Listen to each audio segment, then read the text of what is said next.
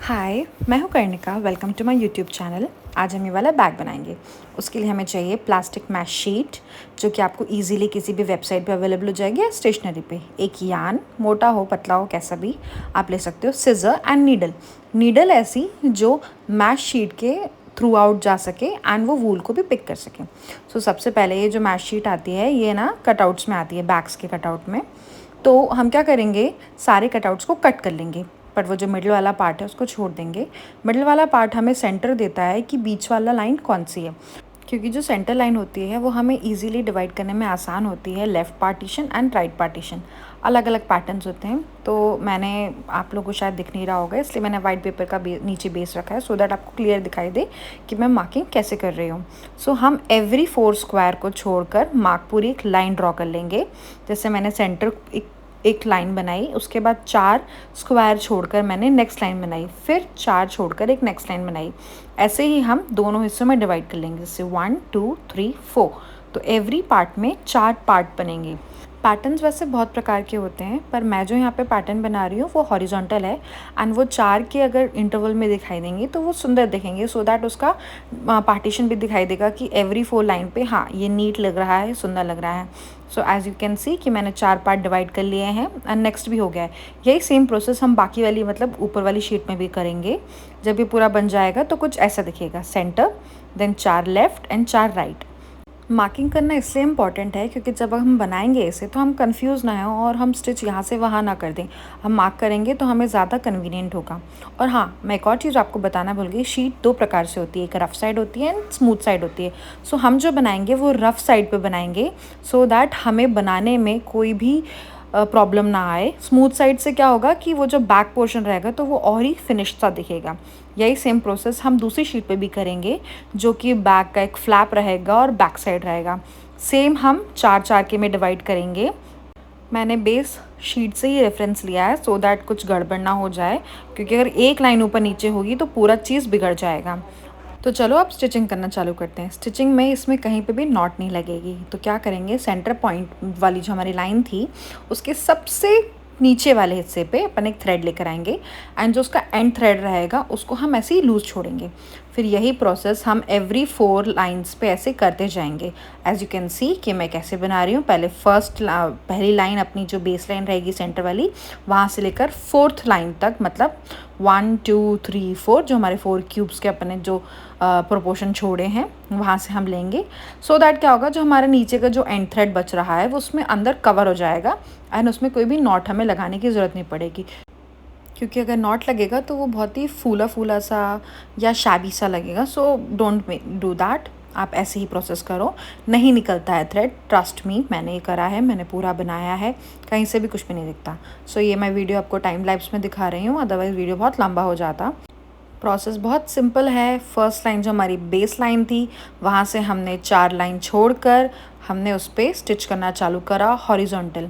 वही प्रोसेस हम बाकी लाइंस में भी करेंगे, सेकेंड लाइन से लेकर बेस लाइन का एंड।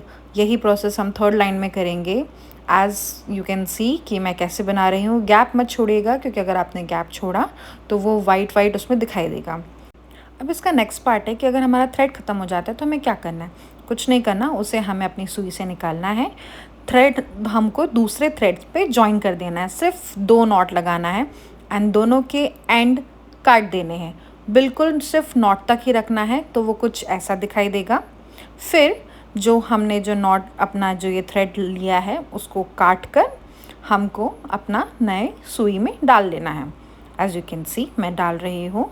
सो ये कंटिन्यूशन में चलता रहेगा एंड हमें कहीं पे भी कोई भी प्रॉब्लम नहीं आएगा। अदर और दिख भी नहीं रहा है, अगर दिखाई देता तो फिर प्रॉब्लम होता। सो ये आगे का पार्ट है, ये आगे का हिस्सा है और ये पीछे का हिस्सा है। सो ये मैंने पूरा बना लिया है। अब ये जो लास्ट पार्ट है इसे हम कैसे कवर करेंगे, इसको हम पूरा कवर करेंगे। एज इन कि हम इसमें कुछ ब्लॉक्स छोटे हैं कुछ बड़े हैं, तो हमें क्या करना है, सबसे छोटे से शुरुआत करनी है। एंड अगर किसी में 2 हैं किसी में 3 है तो भी चलेगा, जितने हैं पूरे लेकर कवर करते चलो। यही प्रोसेस पूरा नीचे तक आएगा। जैसे आप देख रहे हो कि इसमें 2 हैं, फिर नीचे वाले में 3 हैं, फिर नीचे वाले में 4 हैं, फिर ऐसे बढ़ते बढ़ते फिर इंक्रीजिंग डिक्रीजिंग, फिर डिक्रीजिंग टू इंक्रीजिंग हो रहा है। सो लेट इट बी, जो जैसा है आप पूरे पूरे ले लो। ताकि वो पूरा पार्ट कवर हो जाए। आप ऐसे देख रहे हैं कि मैंने एंड पॉइंट से लेकर उसका जो 4th सेक्शन था मैंने वहाँ तक लिया। कहीं पे भी कुछ भी वाइट पार्ट नहीं दिख रहा है, लेकिन इसकी बॉर्डर में ज़रूर दिख रहा है। ये हम बाद में करेंगे, जब हम इसको उसके एडिशनल पार्ट से स्टिच करेंगे तब हम ये करेंगे। अब जो थ्रेड बच जाता है उसे ख़त्म कैसे करेंगे? हम किसी भी जहाँ पे हमारा थ्रेड ख़त्म हुआ है वहाँ से हम नीडल को बैक तरफ से पीछे के पीछे ले आएंगे एंड वहाँ पर ऐसे कर कर हम इसे थ्रेड को काट देंगे।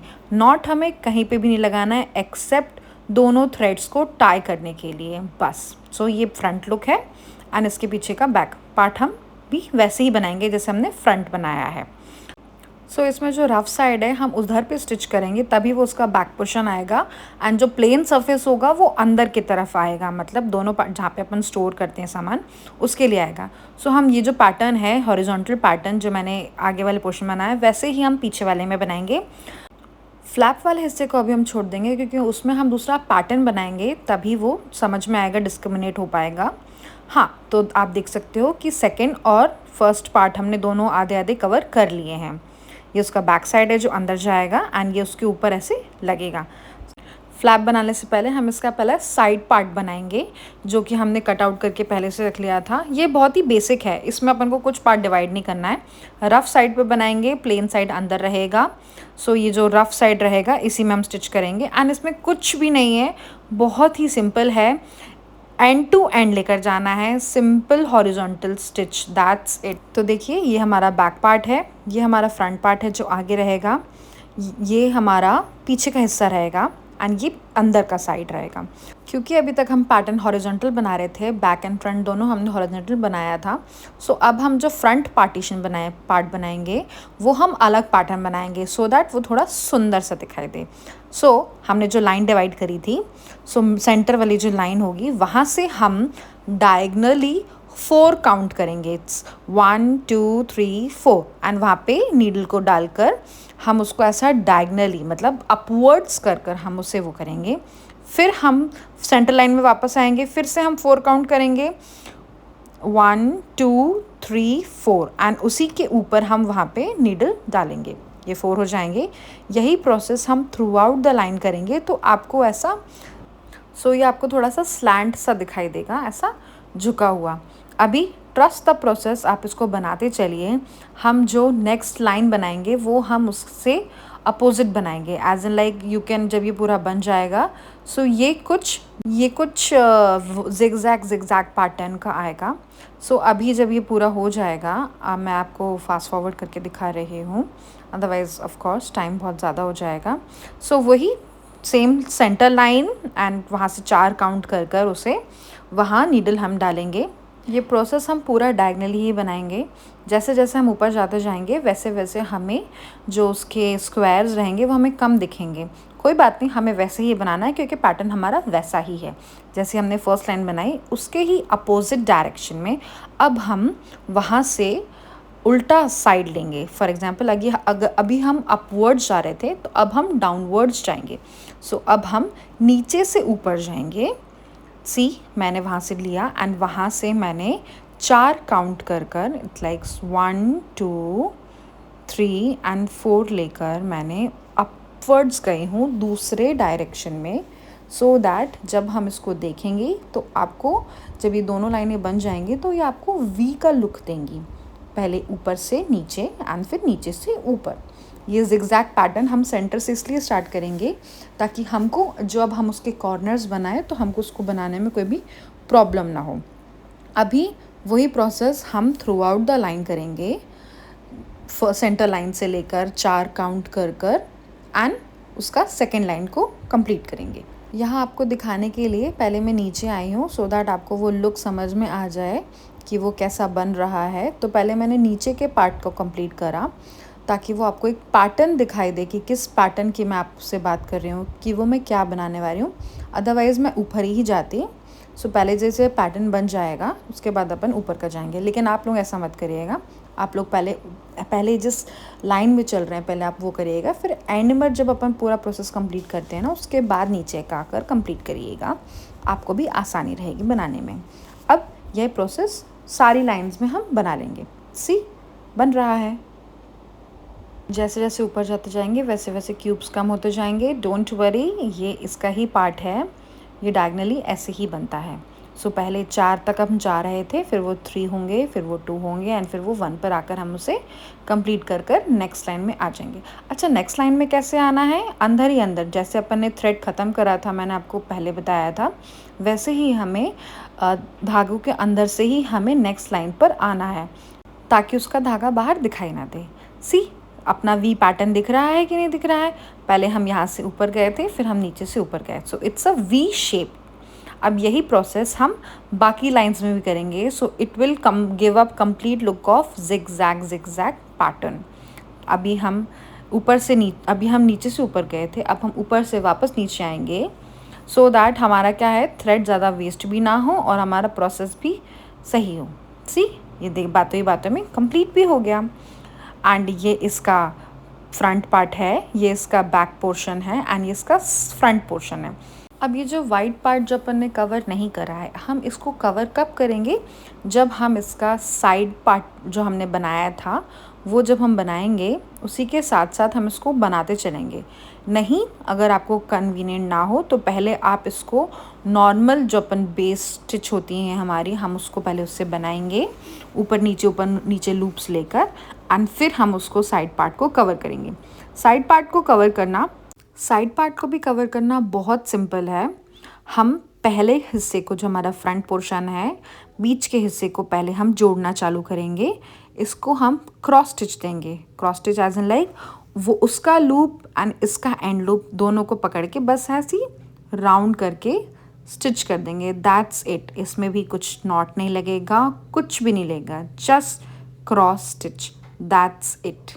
ये लूप जैसे ही कम, थोड़ा धागा आपका बीच बीच में फंसेगा, बट डोंट वरी, निकल जाता है। So you can see the process. मैं उसके पहले पार्टीशन वाले होल से इसके फ्रंट वाले होल पे नीडल डाल रही हूँ एंड धागा वैसे ही निकाल ले रही हूँ। सो अभी जब ये धागा निकलेगा तो it will give you a cross stitch look. इस बात का बहुत ख़ास ख्याल रखिएगा कि कोई भी स्क्वायर मिस ना हो, अदरवाइज़ वो वाइट एरिया दिखने लगेगा एंड वो फिर शायद मे बी कहीं से लूज़ भी हो। बिल्कुल ध्यान रखिए कि आप एक एक स्क्वायर को कवर करें राउंड स्टिच से। एज यू कैन सी कि अभी तक मैंने कोई भी लूप मिस नहीं करा है, अदरवाइज़ अगर मैंने मिस किया होता तो आपको वाइट पैच दिख रहा होता। सो ये बहुत ही सेटिस्फाइंग और बहुत ही पेशेंट वाला प्रोसेस है। ऐसे धीरे धीरे पूरा प्रोसेस कंप्लीट करिएगा। जब ये कंप्लीट हो जाएगा एंड जब हम बीच के हिस्से में आएंगे तो वहाँ पे हम राउंड स्टिच देकर उसे वो भी कंप्लीट कर लेंगे। जब राउंड आएगा तो वो भी नहीं दिखाई देगा। अगर आपको कहीं से दिख रहा है तो आप एक स्टिच लगा सकते हैं। अंदर से बाहर से ये ऐसा दिखेगा एंड अंदर से वो भी क्लीन ही दिखेगा, वहाँ से भी आपको कोई भी पैटर्न नहीं। जैसे कि आप देख सकते हो, फ्रंट पार्ट को मैंने साइड पार्ट से कवर कर दिया है, सारा ऊपर से के नीचे तक सब स्टिच कर दिया है। जब थ्रेड थोड़ा सा बच रहा था तो मैंने थोड़ा सा उसको आगे कवर कर दिया है, आगे के लूप्स भी राउंड शेप में दे दिया है। अब हम इसके बैक पार्ट को भी मिडिल पार्ट से स्टिच कर देंगे। ये पोर्शन जो है, थ्रेड बच रहा था तो मैंने इसको भी कवर कर दिया। थोड़ा सा वेस्ट क्यों करना है, बच रहा है तो कर देते हैं। ये जो सेम प्रोसेस अपन ने पहले किया था, यही हम बैक के और मिड पार्ट को ज्वाइन करने के लिए वही सेम प्रोसेस हम यूज़ करेंगे। वही कि वाइट दिखना नहीं चाहिए एंड एक स्क्वायर टू एक स्क्वायर ही हमको लेते हुए चलना है। जैसे जैसे हम एंड तक आते रहते हैं, हमें बनाने में थोड़ा प्रॉब्लम होता है, पर कोई बात नहीं, क्योंकि एंड ही तो रिज़ल्ट बढ़िया आएगा ना। सो मैं आपको और जूम इन करके दिखाती हूँ कि जब एंड वाला होगा तो ये ऐसे दिखाई देगा। बाहर से आप ऐसे हाथ रख कर सकते हो। हाँ, दोनों स्टिचेस को बहुत ही टाइटली आप जॉइन करिएगा, अदरवाइज़ वो लूज़ रहेगा एंड वो बिल्कुल भी आपका थ्रेड सपोर्ट नहीं करेगा, तो वो फटने के चांसेस भी बहुत ज़्यादा हो जाते हैं। देखिए, अभी हमारा पूरा कंप्लीट हो गया है, बस इसका आउटलाइन रह गया है बाहर के पार्ट का। हम उसे भी फटाक से राउंड स्टिच से कवर कर देंगे। जो हमने सारे पार्ट्स को ज्वाइन करने में यूज़ किया था वही प्रोसेस हम राउंड स्टिच यूज़ करेंगे। अंदर से ये ऐसा दिख रहा है, बाहर से ऐसा है। सारे पैटर्न्स अलग अलग विजिबल हो रहे हैं। जो हमने फ्रंट में जिगजैग यूज़ किया है, सामने वर्टिकल यूज़ किया है, पीछे पीछे भी हमने हॉरिजॉन्टल यूज़ किया है एंड साइड में भी हमने हॉरिजॉन्टल यूज़ किया है। वो एवरी स्टेप उसमें क्लियरली दिखाई दे रहा है। अब हम इसके एडजस्टर जॉइन कर लेंगे, जो कि इसके स्लिंग की जो चेन है, मार्केट में ये भी आपको बहुत अवेलेबल हो जाएगा ईजीली। दोनों तरफ से हम जॉइन कर लेंगे। जब मैं इसके साइड पार्ट बना रही थी तो मैंने ये लूप्स पहले ही अटैच कर लिए थे। अब हम इसमें एक मैग्नेट हुक अटैच करेंगे, जो कि हमारे बैग को खोलने और बंद करने में मदद करेगा और कुछ सामान बाहर भी नहीं गिरेगा। सी, बनने पे ये कितना सुंदर लग रहा है। Every stitch is looking pretty and visible too. सामने का भी, पीछे का भी, बैक का, साइड का, every see the zigzag pattern that I have told you before कि हम ऐसे बनाएंगे। एवरी लाइन में इट्स लुकिंग वेरी स्पेसिफिक कि ये कैसा बना हुआ है। अब इसमें हम मैग्नेटिक लॉक अटैच करेंगे, जिसके दो साइड होते हैं, एक प्लस होता है, एक माइनस होता है। सो माइनस जो है वो आप इसके बॉटम में लगाइएगा एंड प्लस उसके ऊपर पे लगाइएगा। जो उभरा हुआ पोर्शन होता है उसको प्लस कहते हैं एंड माइनस उसके नीचे वाले को कहते हैं, जैसे आपको पसंद हो। जैसे ये इसको माइनस कहते हैं, इसको प्लस कहते हैं। सो प्लस वाले को आप ऊपर लगाइएगा, माइनस वाले को नीचे। वैसे वैसे ये दिखाई नहीं देता है, बट अगर ये दिखाई दे तो आप उसको थ्रेड से कवर कर सकते हो। मेक श्योर आप उसको इतना दबा लो कि वो आपके हाथ में ना लगे, अदरवाइज़ अगर आप सामान अंदर डालेंगे और फिर सामान निकालेंगे तो आपको हाथ में लगने के चांसेस हो सकते हैं। ये मेरा थोड़ा सा दिख रहा था, सो मैंने उसको धागे से एडजस्ट करके अच्छे से प्रेस कर दिया। सी, ये लॉक हो गया। अभी सामान ना निकलेगा ना कुछ होगा। दिस इज़ परफेक्ट, ये पूरा बन चुका है। अब आप अपने इस बैग के संग कैसे भी कहीं पे भी फ्लेक्स कर सकते हो। इसमें बेसिक सामान तो आ ही सकता है, फ़ोन, की रिंग, की चेन्स, लिपस्टिक वगैरह वगैरह। सी, कितना सुंदर लग रहा है, इतना सॉफ्ट, इतना स्क्विशी सा। This is me. Thank you for watching crafted by Karnika. Let me know how did you like it. Thank you.